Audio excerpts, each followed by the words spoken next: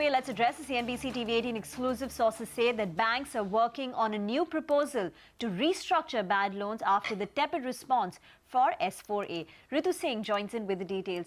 Ritu, why was S4A such a failure, and what could the contours of the new restructuring plan look like?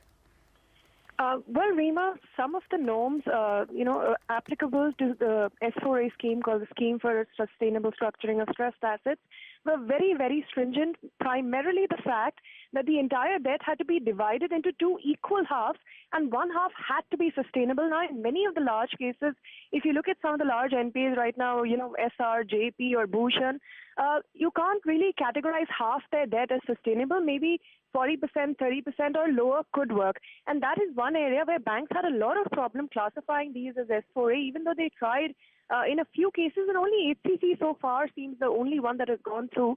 But yes, because that scheme did not really work out, banks are putting their heads together to come up with a new scheme. And what we understand is that, IBA, which is the umbrella body for these banks, they've already held a couple of meetings on this, and what they're proposing is a new deep restructuring, which is really another version of S4A for resolving the large NPA cases.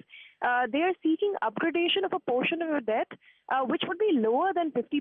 So they want it again to be divided into sustainable and unsustainable, but they do not want to classify 50% as sustainable because they believe, there are many such companies that have much lower levels of sustainable debt, and they should also be able to benefit from schemes like S4A. What they're saying is they want lower provisioning requirements as well. They're proposing to restructure also, which is currently not allowed, the part of debt that is unsustainable, applying, for instance, 525 to that unsustainable part as well, which currently banks cannot touch. They have to leave as is. So we understand after these couple of meetings, they will come up with a final proposal. Once that is done, they will submit it to the RBI. But the big question is, will RBI really be willing to give this leeway to banks? Because even in the past, they had proposed changes to S4A, but the RBI did not really heed to, what they had proposed.